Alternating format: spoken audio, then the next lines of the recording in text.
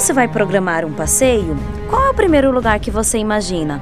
Praia, campo ou um passeio no parque? Você já parou para pensar que existem muitos lugares na cidade de São Paulo que você ainda não conhece? O nosso convite é para andar a pé pelas ruas de São Paulo e conhecer os lugares onde eram enterrados os primeiros mortos, antes da construção do primeiro cemitério municipal. Nossa caminhada começa em 1554, quando os jesuítas construíram o pátio do colégio. Em meados do século XVIII, por volta de 1740, houve uma ordem do provincial da Companhia de Jesus para que se realizasse uma cripta aqui no pátio do colégio. Já havia algumas pessoas do século XVI que eram enterradas no altar, embaixo do altar da igreja, mas houve essa construção dessa cripta por volta de 1740, 1750, em todo essa década. Foi-se aproveitado as paredes da fundação original da igreja, de 1680, então aproveitando essas fundações foi criada essa cripta.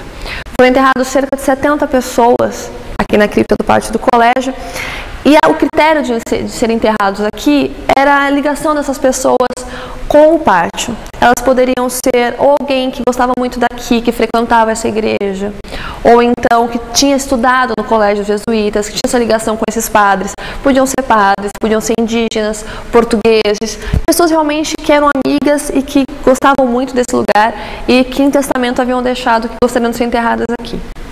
O fêmur e o manto do padre José de Anchieta ficam expostos em um local reservado no pátio do colégio. A relíquia passou por lugares como a Capela de Santiago em Vitória, em 1610 foi para Roma e na década de 80 chegou a São Paulo. O padre de Anchieta, além da contribuição que a gente conhece como a mais importante da gramática tupi, foi uma gramática que ele realizou, pegando as palavras mães das tribos tupis, das tribos guaíras que ficavam aqui nas proximidades, tupinambás, aqui da região de Piratininga. Ele reuniu essas palavras e criou uma gramática una para conseguir, através dessa gramática, se comunicar melhor com esses indígenas, e até hoje a gente tem informação sobre essa língua indígena aqui desse primeiro tempo, desse século XVI, graças ao José de Anchieta. Então, além da sua educação, do trabalho de evangelização que ele realizava, ele era um grande professor. A Catedral da Sé é a nossa próxima parada. Você sabia que os restos mortais dos bispos da Igreja Católica estão enterrados embaixo do altar da igreja?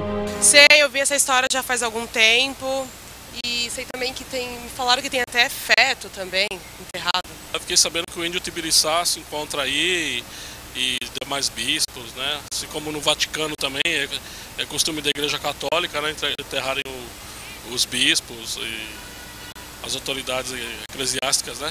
É a história da catedral, que tem pessoas enterradas, bispo, padre, isso é muito antigo, todo mundo fala. É a história que cada um conta uma história. Aqui nós temos mais enterrados, são bispos, e além deles são dois que não são bispos. O primeiro é Tibiriçá, que era o índio que planejou o local da construção da primeira capela aqui, que depois hoje é catedral, e também do padre Feijó, que também participou muito da construção e do desenvolvimento da cidade de São Paulo. A cripta da Catedral da Sé foi construída em 1954 em uma área de 619 metros quadrados, com 42 colunas e 30 túmulos. Nós sabemos que antigamente, muitos anos atrás, o povo se enterrava dentro da igreja, mas isso quando era uma aldeia pequena, uma cidade pequenininha, onde é fácil que cada vez que morria alguém, abria um túmulo dentro da igreja e se enterrava lá. Aos poucos começavam a não caber mais, então começavam a construir cemitérios ao redor da igreja. E aí, então, conforme a religião, vamos supor, anglicano, se enterrava ao redor da igreja anglicana, católica ao redor da igreja católica. Quando a coisa cresceu mais ainda, aí o governo assumiu e começaram a surgir os cemitérios públicos dentro da Europa e no mundo todo. Hoje só tem cemitérios públicos, né? Até o ano de 1855, todos os condenados à morte eram enforcados na Praça da Liberdade. Hoje, no local existe a Igreja Santa Cruz dos Enforcados, que é visitada por pessoas que estão em situação de vida difícil. Você imagina que nesse local já existia uma forca? Olha, eu nem sabia que houve pena de morte aqui no Brasil. muito menos que aqui é uma coisa. Antes eu trabalhei aqui, depois de um ano foi que fiquei sabendo que aqui era a igreja dos enforcados, né? Aqui na praça era onde enforcava as pessoas. Eu não sabia que existia essa forca aqui. Tá? Eu estou todo domingo aqui na Praça Liberdade, que a gente participa da feirinha do artesanato.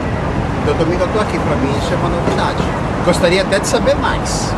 Após a execução, os mortos eram levados até o cemitério dos aflitos. Hoje, no local existe uma pequena capela como lembrança do que acontecia no passado. Apesar dos mortos serem enterrados nas igrejas e nos seus arredores, em 1841 aconteceu um fato inusitado na Faculdade de Direito, com o falecimento do professor alemão Julius Frank. O Julius Frank, ele foi um professor alemão, né? Ele veio fugido da Alemanha, ele era um agitador político, mas ele teve alguns problemas, era um filho bastardo, então ele tinha que sumir, era filho de um grande poderoso alemão, e ele veio para o Brasil meio que fugido, né? Nesse processo todo, chegou a viajar um pouco, ficou no Rio de Janeiro, então acabou parando em São Paulo, que era uma província de nada naquela época, quer dizer, não tinha quase nada para se fazer. Naquela época, apenas a Igreja Católica era responsável pelos sepultamentos. Com o falecimento do alemão Julius Frank, em 1841, aconteceu a primeira crise funerária.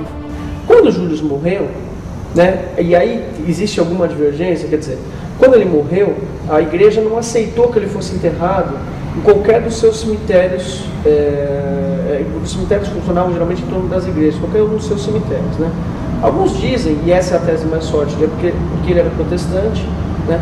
Outros chegam a dizer que ele era judeu, nessa história também é bastante recorrente, né? E tem gente que acha que ele não foi enterrado por uma mera questão ideológica, por ele ser um alemão um pouco subversivo, que trazia algumas ideias um pouco que cativavam os estudantes, ele era um pouco agitador. Os alunos da Faculdade de Direito protestaram contra o atraso da cidade e sepultaram o professor em um dos pátios da escola.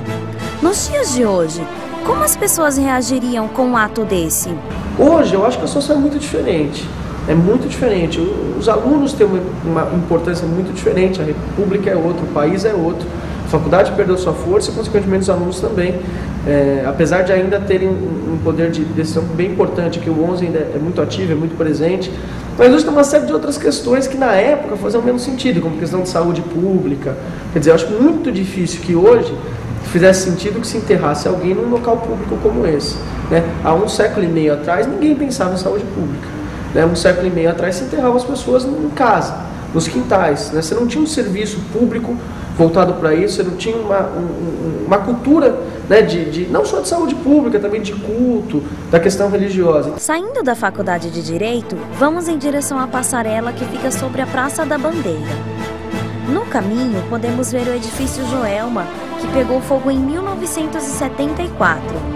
Hoje, próximo ao local, existe um monumento em homenagem a 179 vítimas. Após um longo caminho, finalmente São Paulo conseguiu recursos para a construção do primeiro cemitério municipal. Hoje, o Cemitério da Consolação é descrito muitas vezes como um museu a céu aberto. E de artistas famosos enterrados aqui, muitos escultores colaboraram com essa rica arquitetura que existe no cemitério. Para muitos paulistanos e para muitos turistas que hoje visitam o Cemitério da Consolação, eles conhecem o cemitério não simplesmente como um lugar para sepultar pessoas, mas o Cemitério da Consolação para muitos é considerado como se fosse um museu histórico a céu aberto. No ponto de vista urbanístico, a cidade de São Paulo passou por grandes transformações. Um local adequado para os mortos foi encontrado, abandonando os costumes de sepultar nas igrejas. O Estado e a elite passaram a considerar o ato cada vez mais incivilizado e, a partir daí, adotaram a boa etiqueta urbanística que diz: vivos e mortos nunca mais compartilhariam os mesmos espaços.